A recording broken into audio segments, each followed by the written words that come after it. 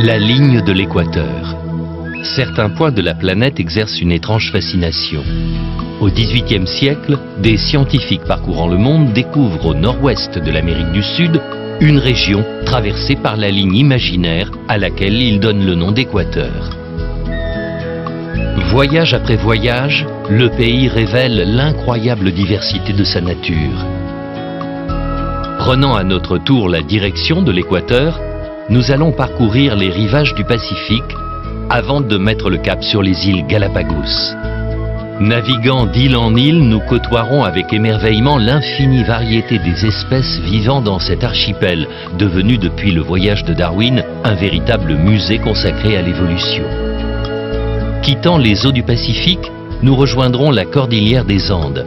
Au milieu de paysages grandioses dominés par les volcans, nous pénétrerons au cœur d'un monde qui perpétue un mode de vie et des traditions nés à l'époque glorieuse de l'Empire Inca.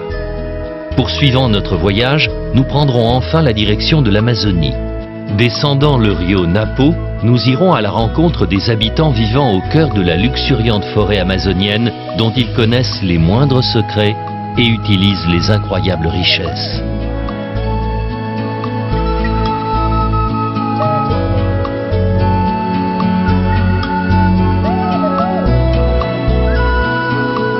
Un voyage le long de la ligne équinoxiale à la découverte de l'équateur, le pays des quatre mondes.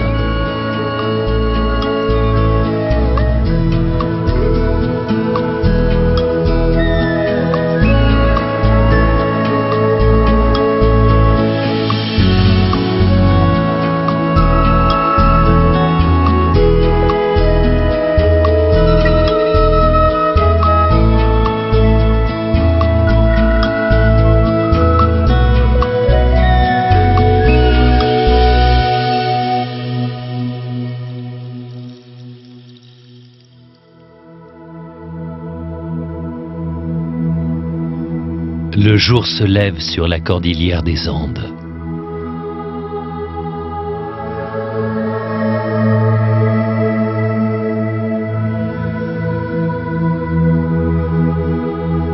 Le froid, l'altitude, nous sommes à plus de 4000 mètres, aucun de nous n'ose parler de peur de rompre la magie de l'instant.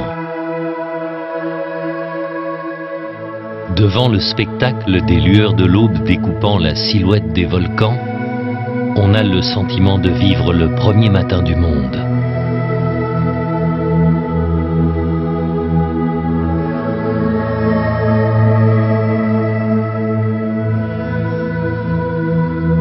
Devant nous se dresse le Chimborazo, 6310 mètres. C'est ici que Marco Cruz, guide de haute montagne originaire de Riobamba, nous a donné rendez-vous.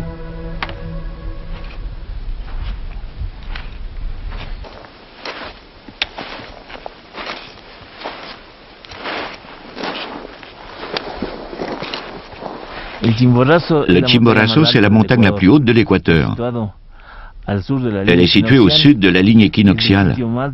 C'est l'endroit le plus éloigné du centre de la Terre. Et le sommet du Chimborazo est l'endroit le plus proche du Soleil, compte tenu de la déformation de la Terre.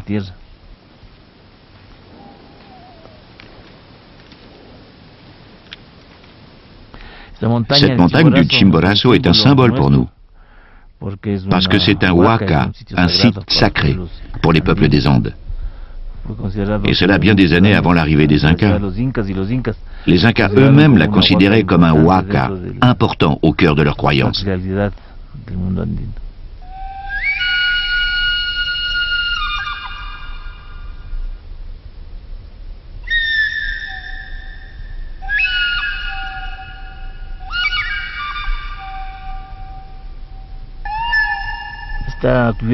Le Chimborazo est couvert de 19 glaciers. Il y a aussi des sources. Comme le Chimborazo est un volcan, son sol est très perméable. Il n'y a pas de grandes rivières. L'eau des glaciers s'infiltre et réapparaît plus bas sous forme de sources. La plus grande partie de l'eau que nous consommons pour nos propres besoins, pour l'irrigation et pour la production d'électricité, provient du Chimborazo. Autour du Chimborazo s'est créé un écosystème tropical très important que nous appelons le Páramo. C'est un écosystème qui repose sur la présence de l'eau. Pour toute une série de raisons, mythologiques, religieuses et naturelles, notamment celles liées à l'eau, c'est un lieu très important pour nous. C'est Humboldt, l'explorateur allemand venu dans la région en 1802, qui lui donna le surnom d'avenue des volcans. Si Marco reconnaît à Humboldt le titre de découvreur scientifique de l'équateur, il sait aussi l'importance que les anciens peuples des Andes accordaient à la région du Chimborazo. Ce n'est donc pas par hasard qu'il a choisi d'y implanter son refuge. Nous sommes dans la vallée de Totorillas. Dans cette vallée, il y avait un tamo. Sur ce lieu traditionnel fonctionna un relais jusqu'en 1908. Ce relais a une histoire vieille de plus de 2000 ans. Les peuples précolombiens, avant les Incas, vivaient dans ces vallées. Ils étaient en contact d'un côté avec l'Amazonie, d'où provenait l'or, et de l'autre avec la côte.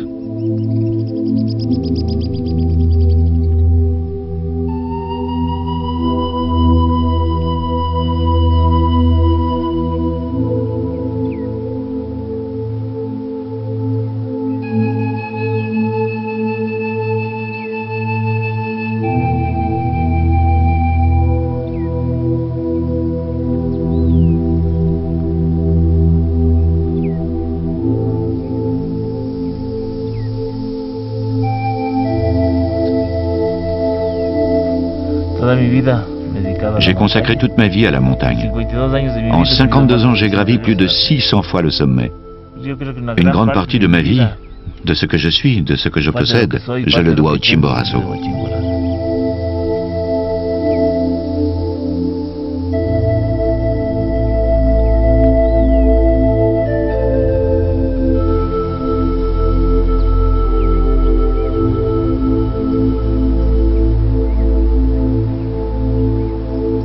Quittant Marco et le Chimborazo, nous reprenons notre route le long de la cordillère des Andes en direction d'un autre sommet mythique, le Cotopaxi.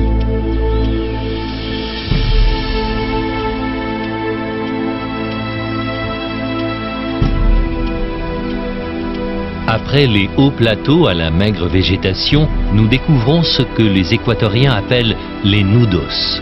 Situés entre 2300 et 3000 mètres, ces petites vallées fertilisées par les dépôts volcaniques composent depuis des millénaires une mosaïque de cultures verdoyantes accrochées à la montagne.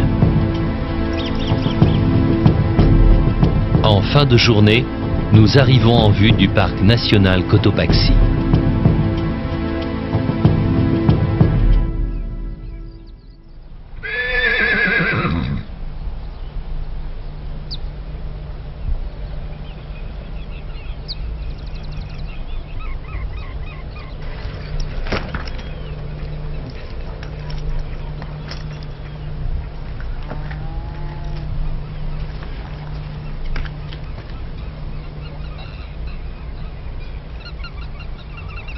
Une fois encore, le jour se lève sur un paysage d'une éblouissante beauté.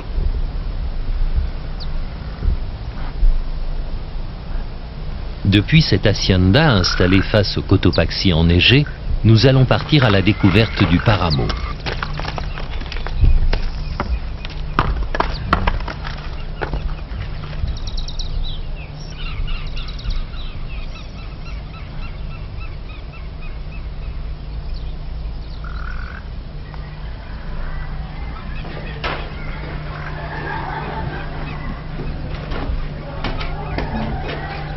S'étirant à l'infini au pied des volcans, ces hauts plateaux sont devenus le domaine des Chagras, les cavaliers de la cordillère. On sait aujourd'hui qu'il y avait des chevaux en Amérique avant l'arrivée des conquistadors, mais ils auraient mystérieusement disparu 10 000 ans avant notre ère. Les Incas ne connaissaient donc pas les chevaux et furent même effrayés, dit-on, en les apercevant à la tête de l'armée de Pizarro. Les chevaux des Chagras sont bien les descendants des chevaux apportés par les Espagnols. C'est un animal qui a suivi un long processus d'acclimatation. En 5 siècles, il a développé des caractéristiques de résistance, de force et de courage. C'est un cheval très courageux. Dans le Páramo, il y a parfois des endroits très marécageux, très humides. Il est donc important que ce cheval ne soit pas trop grand. Parfois, on avance au bord des ravins. Un cheval plus grand serait en difficulté, alors qu'un cheval plus petit est parfaitement à l'aise.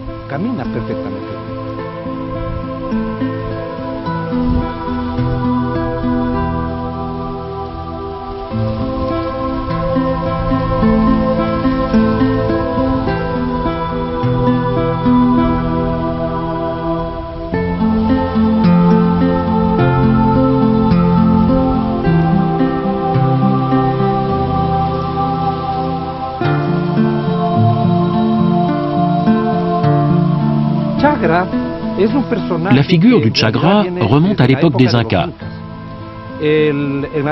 À cette époque, on les appelait Chagra Camayoc, ce qui signifie « celui qui prend soin de la terre ». Le Chagra vit dans la région du Páramo. Il s'occupe du bétail vivant dans ces vastes espaces. C'est un bon cavalier. Le Chagra et son cheval ne font qu'un.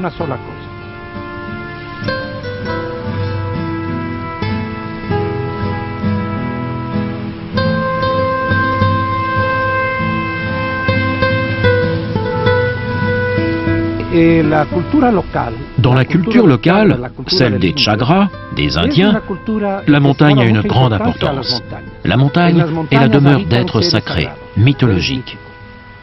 Quand je viens ici avec mes enfants et mes petits-enfants, je m'adresse à la montagne. Papa Cotopaxi, aide-nous. Maman Kilindaya, protège-nous.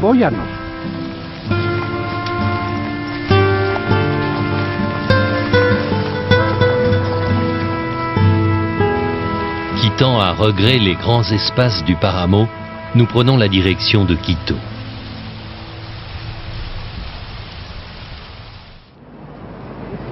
La capitale de l'Équateur est l'une des plus belles villes coloniales d'Amérique du Sud.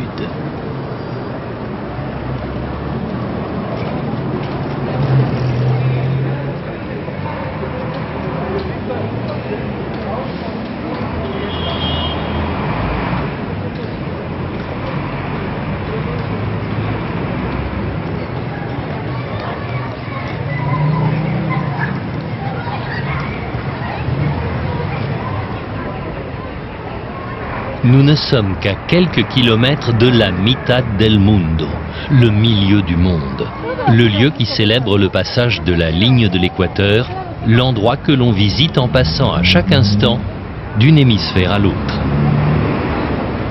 Mais le temps presse. Nous ne sommes pas au bout de l'aventure.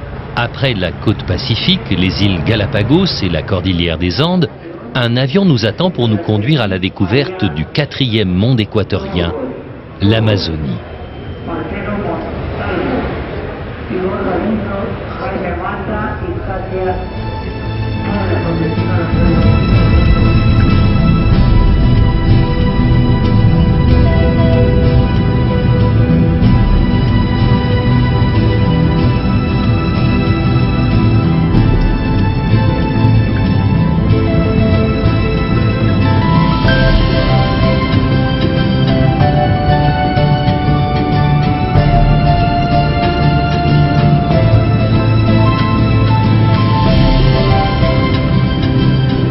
Laissant derrière nous les volcans de la cordillère des Andes, nous prenons la direction de Coca, une cité pionnière située sur les rives du rio Napo.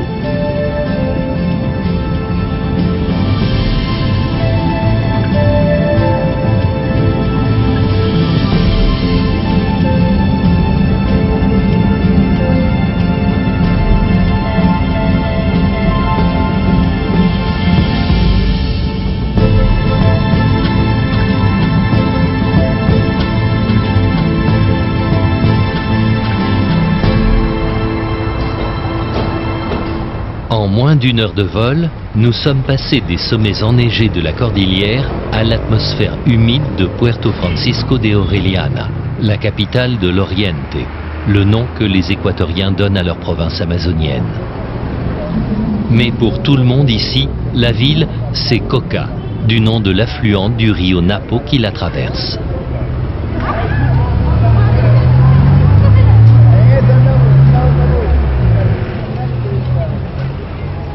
Coca est une ville sans charme particulier qui doit principalement son essor à la prospection pétrolière. Le rio Napo est relié aux autres fleuves du bassin amazonien. Depuis le port de Coca, on peut rejoindre Iquitos au Pérou, Leticia en Colombie et même Manaus au Brésil.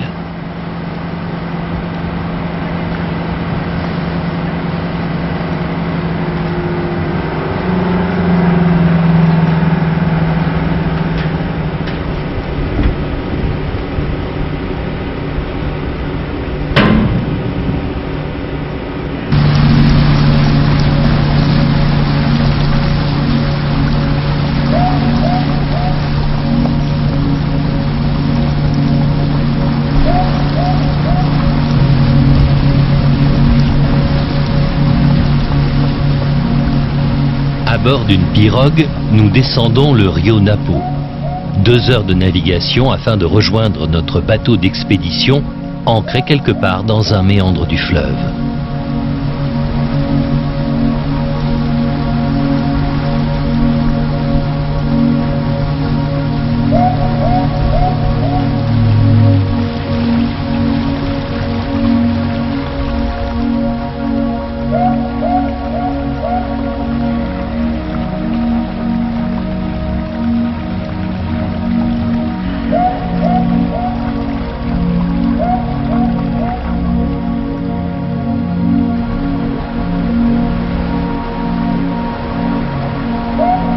Aussitôt à bord, le manatee largue les amarres.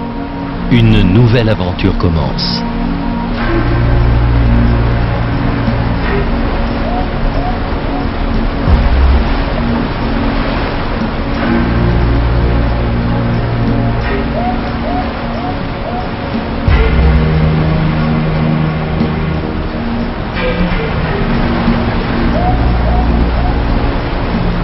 Nous partageons ce voyage avec un groupe d'une quinzaine de passagers. Chacun de nous est excité à l'idée de pénétrer au cœur de la forêt amazonienne.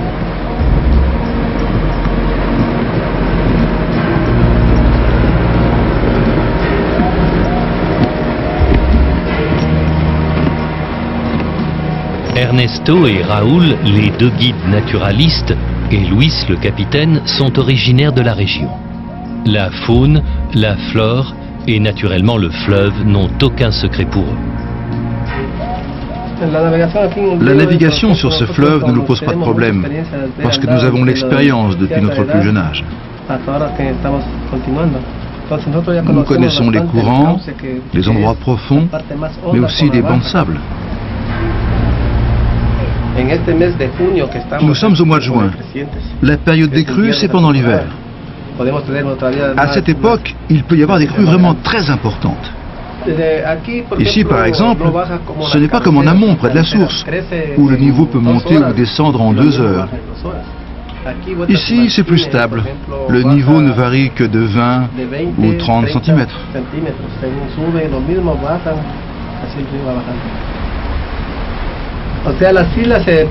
En période de crue, il n'y a pas de problème, parce qu'il y a assez de fond.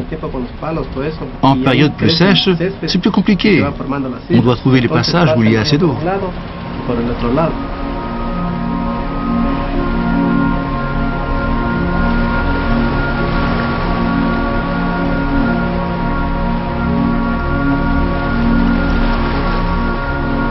Nous nous approchons doucement du rivage. Le capitaine a repéré un endroit pour amarrer le bateau.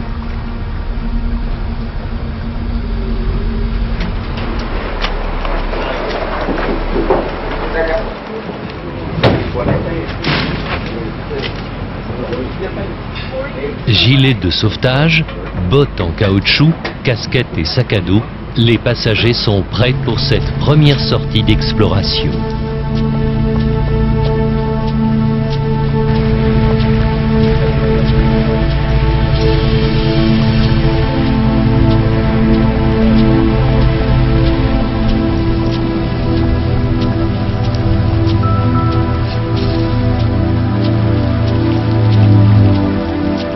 Quittant le Rio Napo, nous nous engageons bientôt dans un petit bras du fleuve.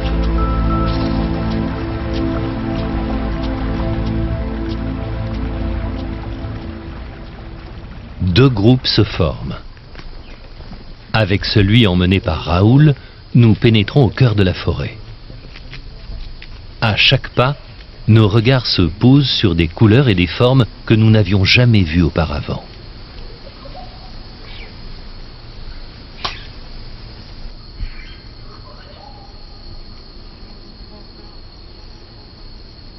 Même s'il cherche à se fondre dans la végétation, ce scolopendre gigantea ne passe pas inaperçu. Certains spécimens peuvent atteindre jusqu'à 40 cm.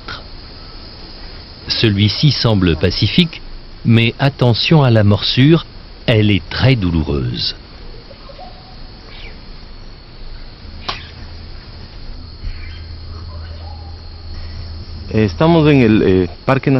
Nous sommes dans le parc national de Yasumi, sur la rive sud du Rio Napo. Dans cette forêt qui occupe les collines, nous trouvons quelques clairières de forêt secondaire. Cette partie de la forêt n'est pas inondée. Elle ne bénéficie donc pas des apports en limon du Rio Napo. Son sol n'est pas enrichi de ses nutriments. C'est un sol typique d'Amazonie, avec une mince couche d'humus. Son épaisseur n'évolue pas au fil des siècles, parce que l'humus ne sert qu'à la croissance de la végétation.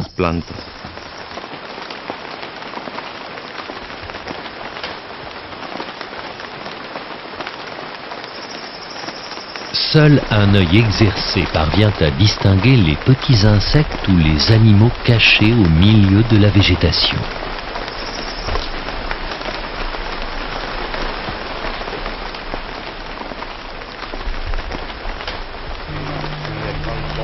Malgré notre curiosité, nous n'avions pas vu cette grenouille posée sur une feuille.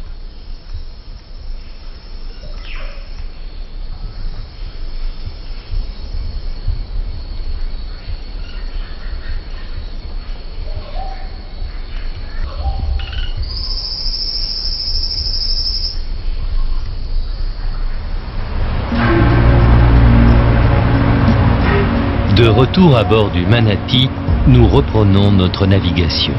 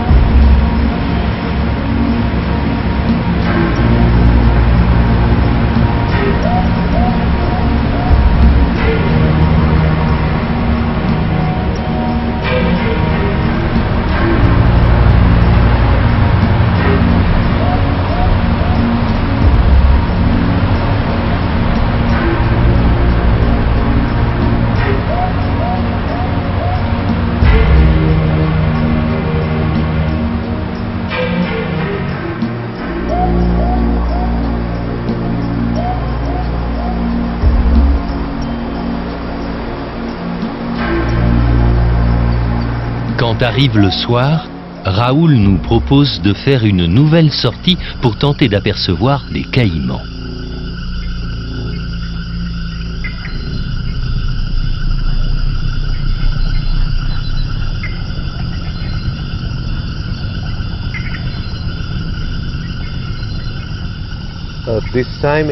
À cette heure, les caïmans commencent à aller dans l'eau.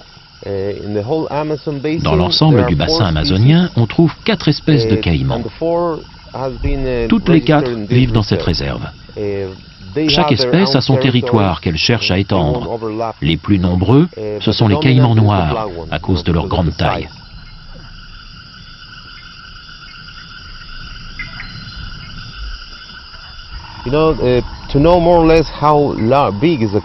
Pour estimer plus ou moins la taille d'un caïman, vous devez observer la taille de la tête.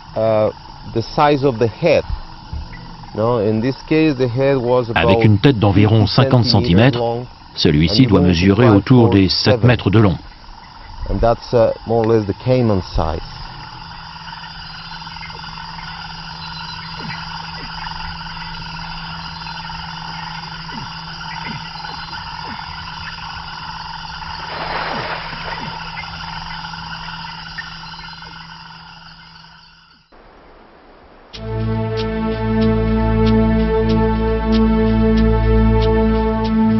Quand nous nous réveillons, une brume épaisse recouvre les eaux du rio Napo.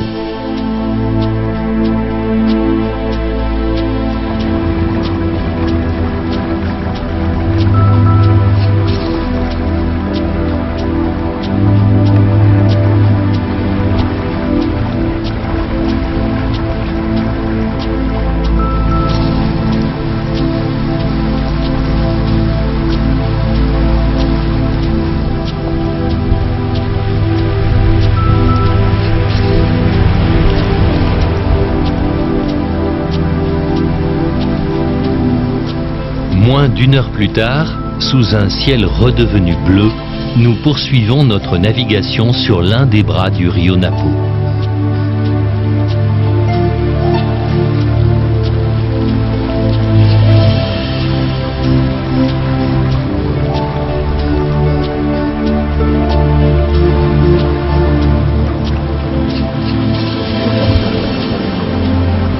Un ciel bleu, une forêt verte, un fleuve marron, cette palette amazonienne n'est pas aussi immuable qu'on pourrait le croire.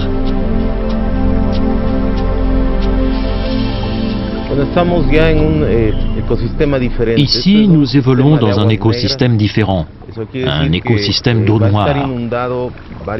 Ce qui veut dire que cette zone est inondée plusieurs semaines ou plusieurs mois par an par des eaux noires, provenant de ruisseaux alimentés par la pluie qui se déversent sur l'Amazonie. À la différence des eaux blanches du rio Napo qui proviennent des Andes et qui contiennent beaucoup de sédiments puisés dans la terre durant la période des crues.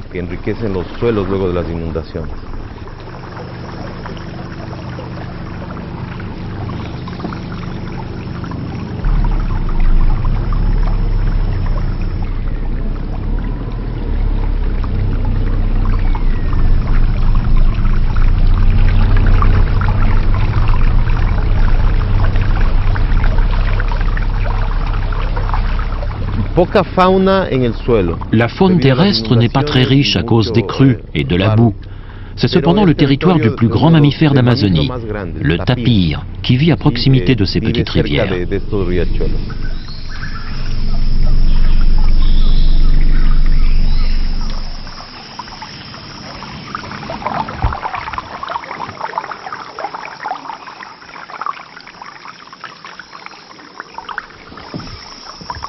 La richesse de la biodiversité amazonienne et l'intérêt croissant pour l'écotourisme ont amené la construction de petits gîtes en périphérie du parc national de Yasuni.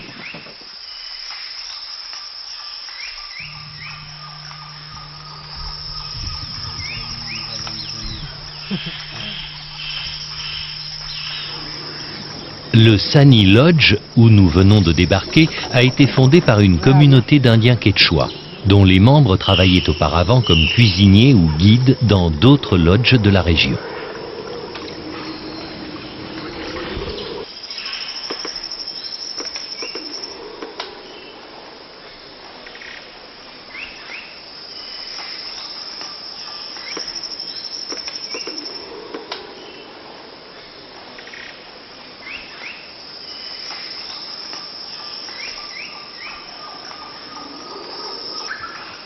Plus de 400 membres composent aujourd'hui la communauté de Sani Isla. Si certains travaillent encore à l'extérieur du village, avec des compagnies du secteur pétrolier, la majorité d'entre eux vit sur place de l'agriculture, de la pêche ou de la chasse. Mais tous les espoirs de la communauté reposent sur le développement écotouristique. Avec leur parfaite connaissance de la forêt, et notamment des plantes dont ils maîtrisent les utilisations médicinales, les guides quechua sont irremplaçables.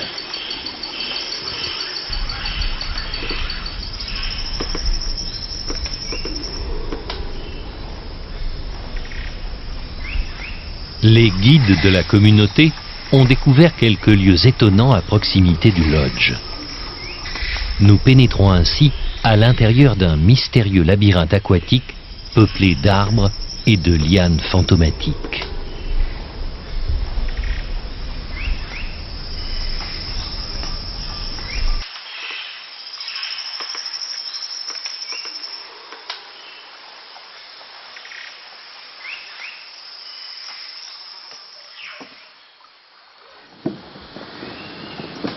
Quittant la pirogue, nous prenons le sentier qui conduit à la tour d'observation construite par les hommes du village.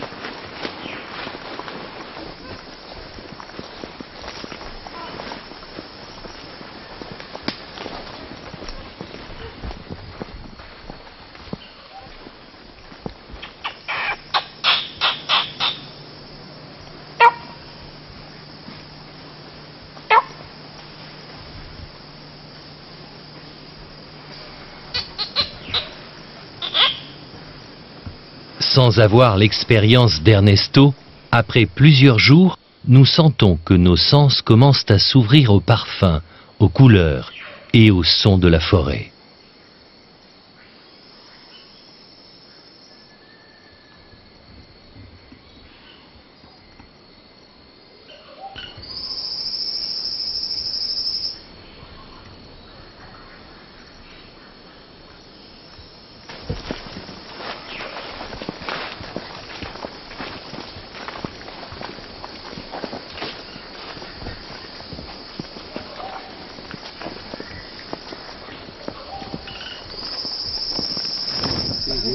Nous arrivons bientôt au pied d'un arbre colossal. Nous commençons à gravir les 200 marches qui mènent à son sommet.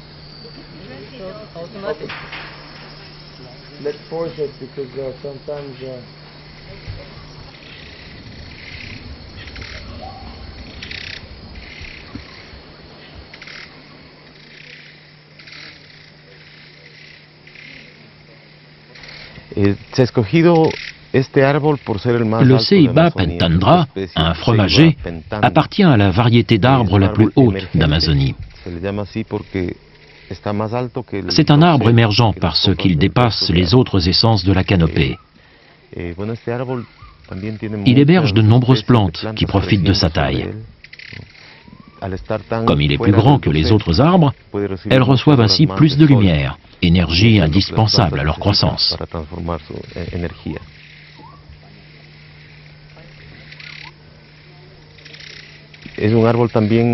C'est un arbre également important chez de nombreux peuples d'Amazonie et d'Amérique centrale, parce que c'est un arbre censé abriter des esprits, bénéfiques ou malins. Il occupe une place importante dans la culture de ces peuples.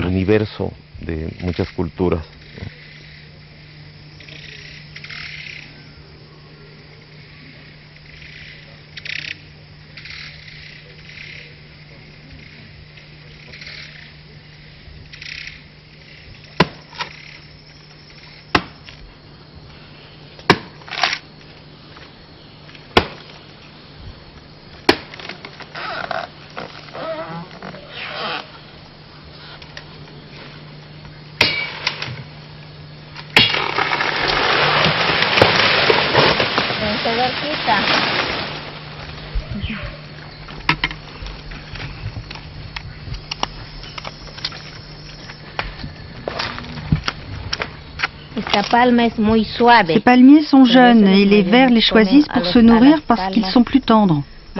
Les autres, les plus hauts, sont trop vieux.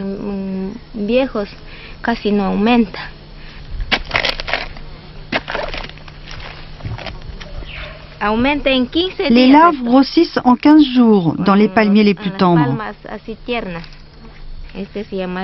Ceux-là ont plus de 15 jours. Celui-ci commence à être trop vieux. Il est temps de le manger. Tu l'embroches comme ça, tu mets du sel, tu le mets sur le feu et c'est bon.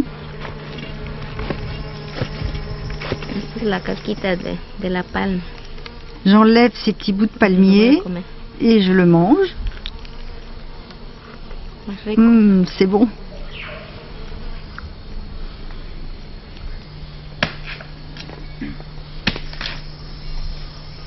Pendant que Orpha poursuit sa récolte de verre à l'intérieur des troncs de palmier à huile, Mario part à la pêche. Et comme tous les pêcheurs, il connaît les bons coins.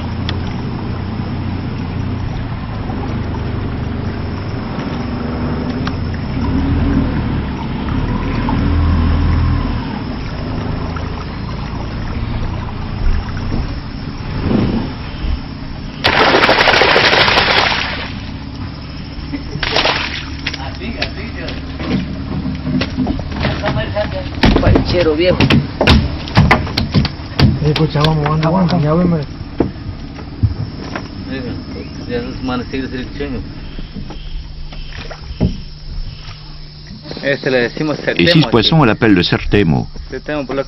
Il a des taches noires et il est à moitié jaune. Celui-là est assez vieux.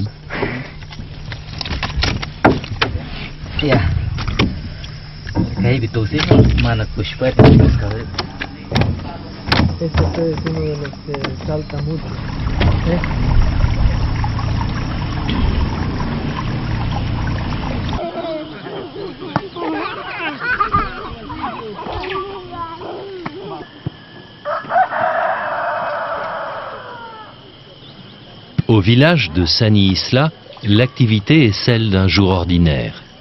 Chacun vaque à ses occupations.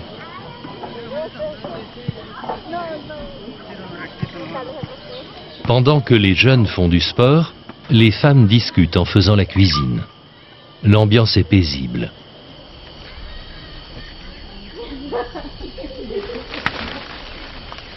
Personne ne s'intéresse aux gesticulations de ce ouistiti.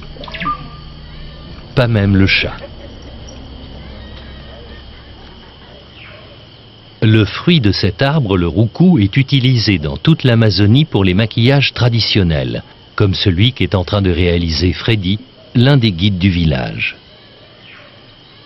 Nosotros en nuestra cultura tenemos muchas celebraciones. Entonces cada persona Dans notre culture, il y a beaucoup de cérémonies. Chacun peint son visage en accord avec sa place dans la vie réelle. Si tu es chasseur, si tu aimes pêcher, chaque dessin a une signification particulière. Là, sur son visage, je peins les dessins d'une reine de la forêt. Ces dessins évoquent également les singes. Les singes, si agiles pour sauter d'arbre en arbre.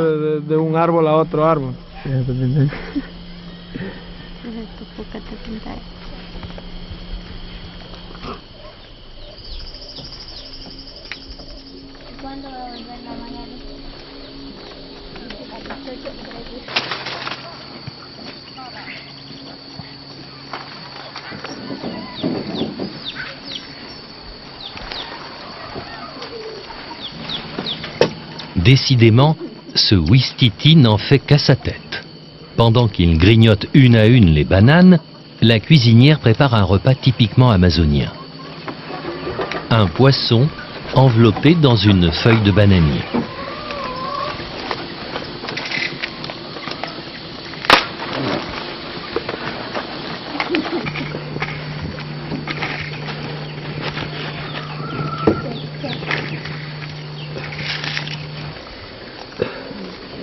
Ainsi que des brochettes de verre de palmier.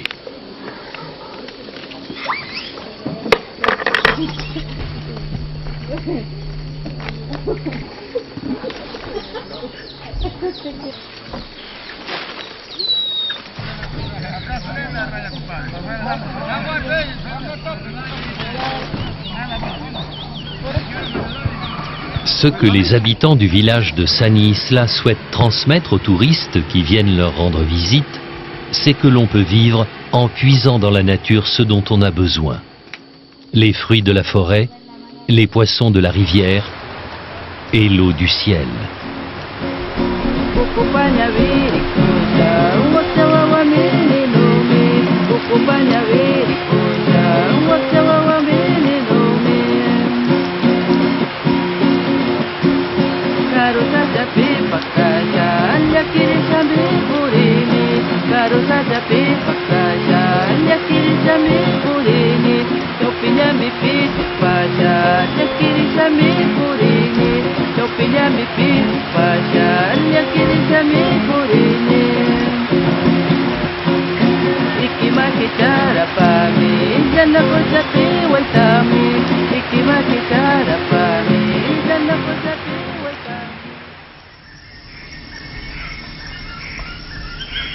Bloqués par la pluie, nous sommes restés au village pour la nuit.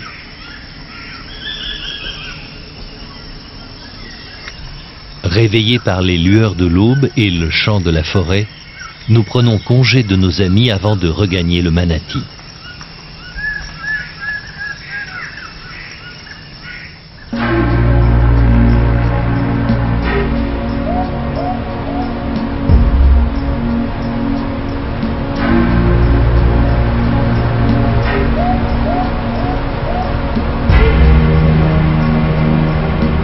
Nous reprenons notre descente du Rio Napo, prêts à découvrir encore d'autres merveilles de la nature amazonienne.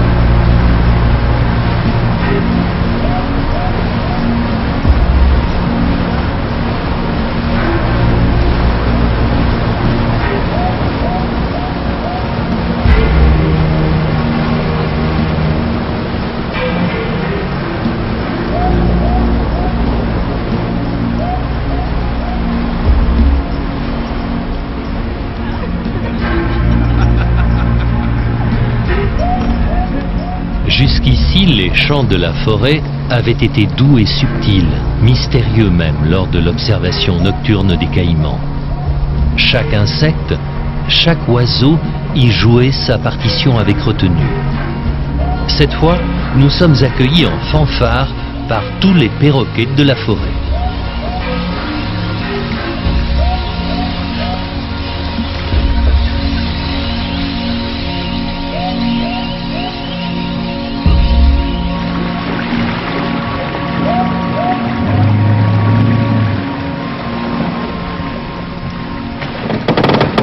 Mais pour quelles raisons se sont-ils donné rendez-vous à cet endroit précis de la rivière?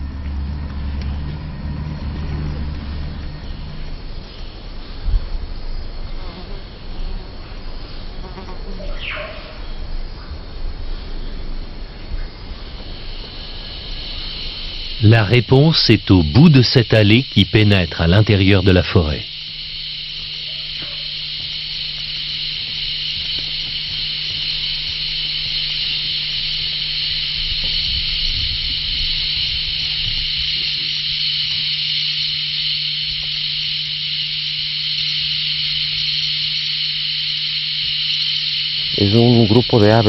Cette espèce d'oiseau a un régime alimentaire différent de celui des autres espèces.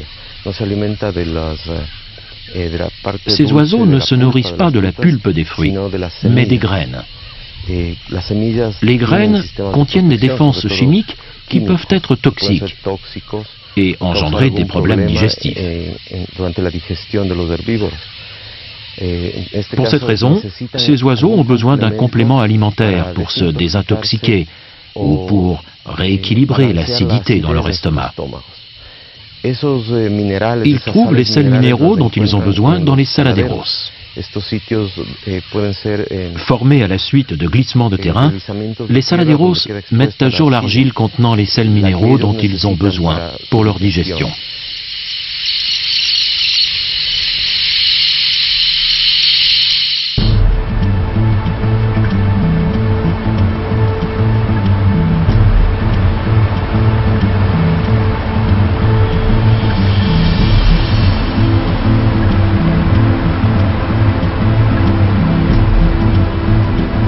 Voilà plus de 3 semaines que nous voyageons au travers de l'équateur.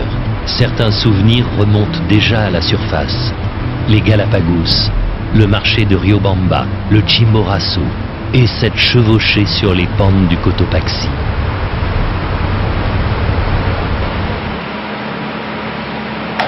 En parlant avec Manuel, le chef cuisinier du Manati, nous apprenons justement qu'il est originaire de la région du Cotopaxi.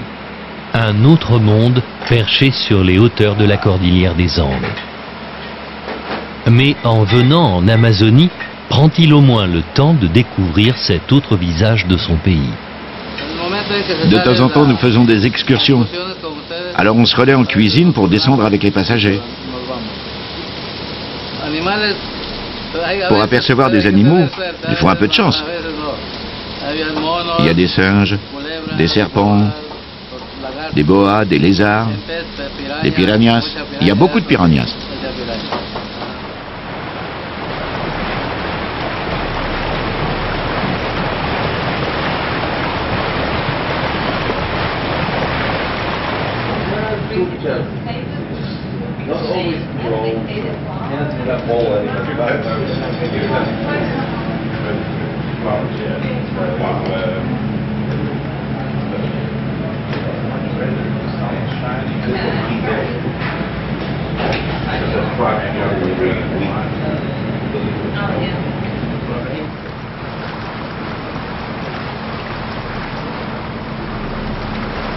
À la passerelle, le capitaine semble préoccupé à la vue de tous ces troncs d'arbres qui dérivent ou qui dépassent de la surface de l'eau.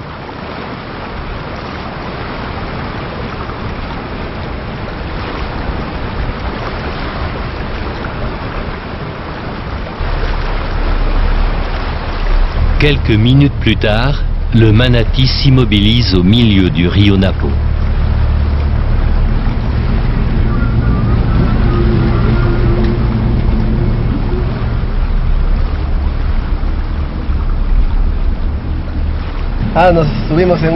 Nous avons percuté un tronc d'arbre.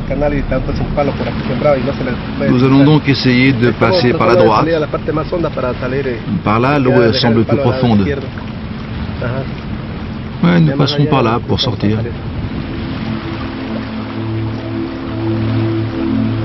Finalement, nous reprenons notre route.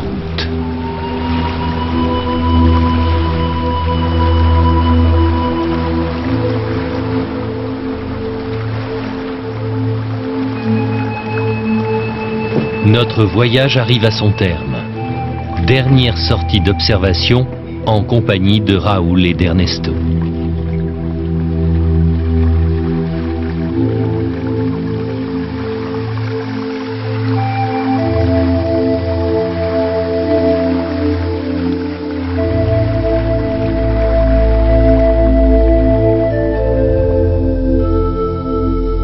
La richesse de la flore et de la faune amazonienne est telle que nous pourrions poursuivre cette navigation pendant des semaines en trouvant chaque jour de nouvelles raisons de nous émerveiller.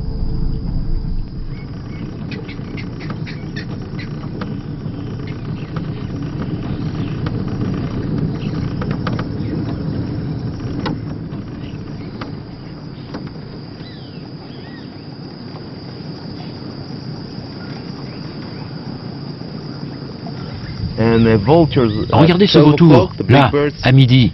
C'est un Huatzin-Huppé avec la tête rouge. Ils ont besoin d'un long processus de digestion. Leur estomac fonctionne comme celui d'une vache. Leur odeur est infecte à cause de la décomposition bactériologique de leur alimentation. Les gens d'ici l'appellent dinde pestilentielle. C'est la raison pour laquelle ils ne la chassent pas, à cause de son odeur et de son mauvais goût.